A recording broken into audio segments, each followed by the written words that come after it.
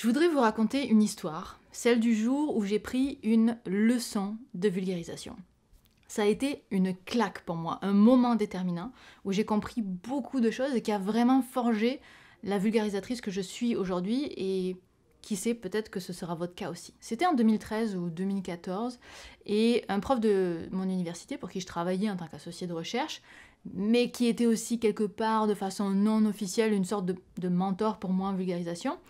Il allait donner une conférence ouverte au grand public sur un des sujets hyper chauds du moment, sur les ondes.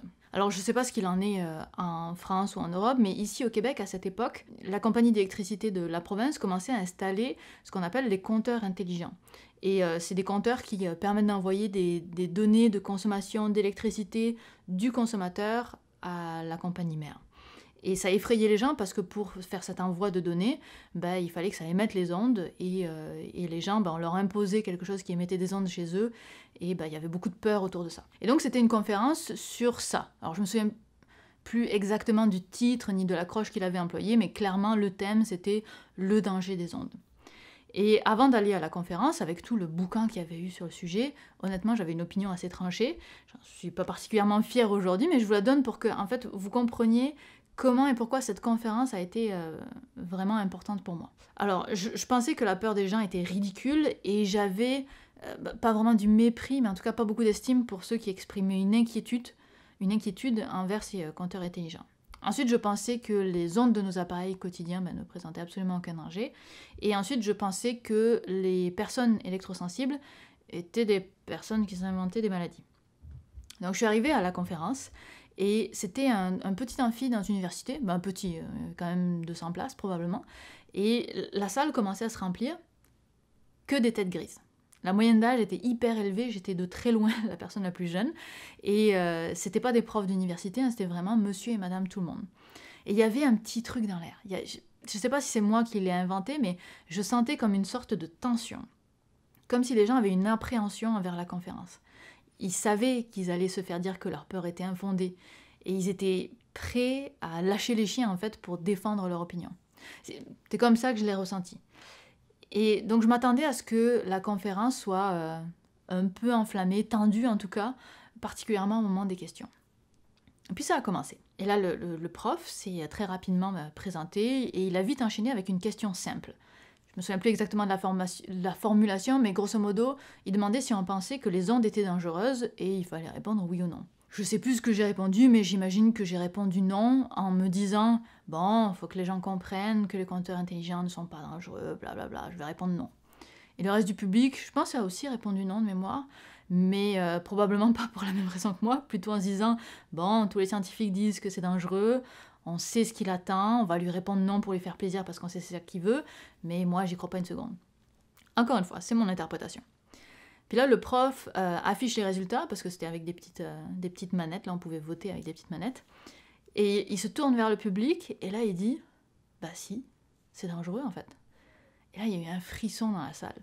Le prof de physique vient enfin de dire ce que le public veut entendre depuis des mois. Et moi-même, je suis un peu surprise, parce que je ne m'attendais pas à ça, mais je me rassure sur mes compétences en physique en me disant « Oui, bon, ok, j'ai compris, moi je parlais des ondes dont les gens ont peur, celles-là, elles sont pas dangereuses, mais les ondes, oui, en absolu, selon desquelles on parle, de leur intensité, tout ça, oui, dans ce cas-là, oui, bon, en effet, ça peut être dangereux, je vois ce qu'il veut dire. » Je me suis donné des excuses, quoi. Et il avait raison, dire que les ondes ne sont pas dangereuses, c'est une généralisation qui est fausse. C'est vrai dans certains cas, et c'est pas vrai dans d'autres.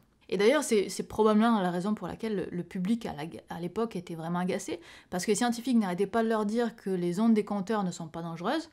Pourtant, on n'arrête pas de dire que d'autres ondes, comme les UV ou certains appareils d'imagerie médicale, le sont. Alors pourquoi est-ce que les ondes des compteurs ne seraient pas dangereuses, alors que celles-là le sont? Donc la peur des gens ne sort pas de nulle part. Et c'est dur quand on n'a pas de formation en physique de faire la distinction entre une onde dangereuse et des ondes qui ne le sont pas. Après cette question, et en ayant exposé la réalité de la chose, il avait complètement gagné sa salle. Il avait gagné l'attention du public, qui avait complètement abaissé ses gardes en fait. Désormais, le public savait que cet homme ne les prenait pas pour des pigeons, qu'il était de leur côté et qu'il allait enfin leur expliquer les choses. Ça avait détendu l'atmosphère dans la salle, c'était incroyable. Les gens étaient à l'écoute comme j'ai rarement vu, et même moi, ça m'avait mis une claque et ma curiosité avait vraiment été piquée. Comment est-ce qu'il allait présenter tout ça? Parce que c'est pas si facile de faire la distinction entre danger et pas danger. Enfin, c'est un sujet qui est plus compliqué qu'il n'y paraît en tout cas. S'en est suivi une présentation dont la qualité de vulgarisation était incroyable. Scientifiquement, c'était des notions que j'avais, mais la qualité de la présentation était telle que j'avais vraiment l'impression de réapprendre. Vous savez, comme quand on nous explique 2 fois la même chose de 2 façons différentes, on avait peut-être compris la première fois, mais la nouvelle explication, ça permet d'avoir une nouvelle approche, d'approfondir sa compréhension. Et à sa conférence, j'étais bouche bée quasiment à chaque slide, à chaque affichage, à chaque explication. Sa clarté des explications était... J'ai pris un cours de vulgarisation, clairement. Il a aussi fait un travail énorme de recontextualisation, parce que c'est hyper important quand on veut comprendre les choses. Si on a peur des compteurs, alors quelle attitude on devrait avoir envers nos téléphones? C'est pas les mêmes intensités, c'est pas le même type, je me souviens plus exactement, mais c'est différent des ondes de téléphone versus des ondes de compteurs intelligents. Et a priori, il y a plus de risques avec les téléphones qu'avec les compteurs. Donc, si on a peur des compteurs, pourquoi est-ce qu'on n'a pas peur des téléphones? Puis il a aussi expliqué les frontières de ce qu'on sait sur l'effet des ondes sur l'être humain. Et là, par contre, j'ai appris des trucs. J'ai appris qu'il y avait vraiment des questions en suspens à ce sujet. En fait, la dangerosité des ondes, c'est pas un truc qui est hyper tranché comme ça encore.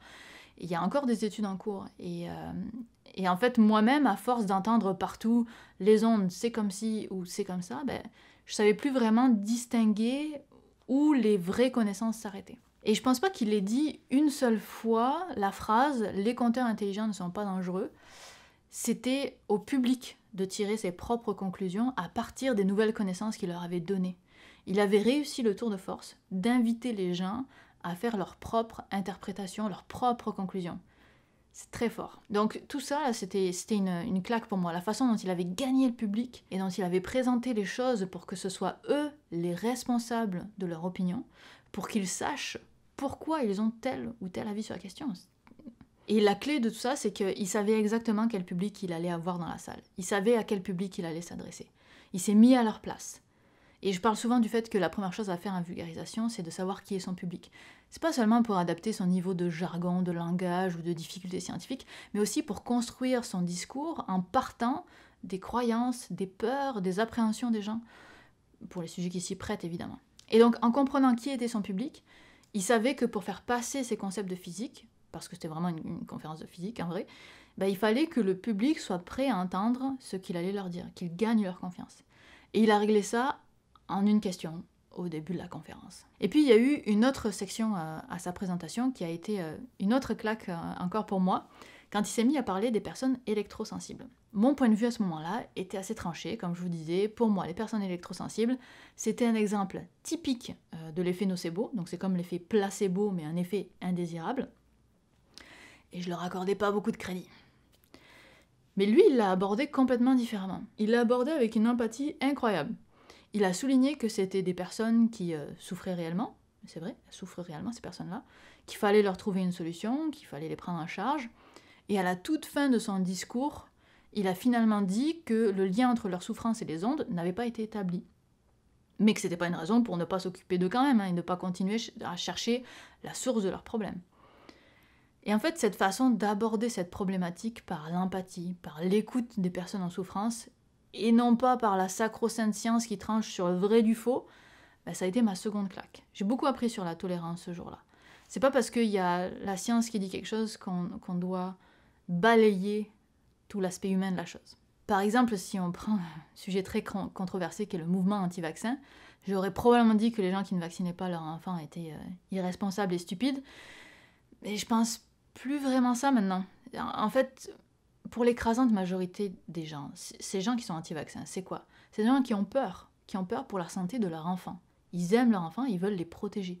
C'est pas du tout dans l'objectif de faire chier le monde, d'être irresponsable ou je ne sais quoi, ça vient d'une réelle peur et de l'amour de son prochain. Donc c'est difficile de dire aux anti-vaccins qui sont irresponsables ou stupides quand ils sont pas dans cette démarche-là en tout cas. Et le pire, c'est que cette peur qu'ils ont, elle sort pas de nulle part, elle est alimentée par de nombreux médias, par les réseaux sociaux, par des articles en tout genre, par le bouche à oreille, etc. Et je suis assez persuadée qu'on n'arrivera à rien si on ne considère pas le public, donc les anti-vaccins dans cet exemple, comme des personnes intelligentes. Si on commence en méprisant son audience, en considérant qu'elle est trop bête pour comprendre, ben non seulement on sera très mauvais dans nos explications, mais l'audience ne sera absolument pas réceptive à cette explication non plus. Donc on n'a rien à gagner à se détester, on a tout à gagner à s'estimer les uns les autres. Et je pense que le meilleur moyen quand on est dans ce genre de situation, électrosensible, anti-vaccin, ce genre de choses, c'est d'adresser leurs peurs en fait, de les écouter, les comprendre et expliquer derrière quel est le réel risque, bénéfice-risque de chacun des vaccins. Et de ne pas montrer juste le côté de la médaille qui nous arrange, sinon c'est plus de la vulgarisation, c'est de la manipulation. Donc il faut montrer la réalité telle qu'elle est, le vrai du faux, les zones grises, les limites, et les laisser faire leur propre opinion. Et s'ils ont une opinion différente de la nôtre, alors qu'on est tous d'accord sur les faits, ben on peut que l'accepter. On peut rester en désaccord, mais on peut que l'accepter. Donc vous l'aurez compris, je suis ressortie assez soufflée de cette conférence. J'avais appris beaucoup de choses sur l'empathie, mais aussi sur l'aspect scientifique des ondes, sur des tas de choses. J'ai vraiment appris beaucoup de choses. Alors vous avez le droit d'être tout à fait en désaccord avec moi, je vous laisse réagir en commentaire. Je sais qu'il y a beaucoup de gens qui font de la vulgarisation que j'appellerais par l'affrontement. Moi, j'ai pas l'impression que ce soit efficace. En tout cas, c'est pas mon choix. Alors vous allez peut-être me trouver un peu trop bisounours ou calinours, un bon québécois. Mais c'est une image qui me convient, écoutez. Donc j'ai peut-être fait un peu des raccourcis quand je parlais des ondes. L'idée de cette vidéo, c'était vraiment pas de parler de la physique des ondes. J'ai lancé ça un petit peu comme ça venait. C'était vraiment juste de parler du ressenti que j'avais eu d'une conférence qui parlait des ondes. Mais cette vidéo n'est pas de la vulgarisation sur les ondes, ok? On ne tire pas de conclusion là-dessus. Bref, on se revoit lundi prochain. Bye!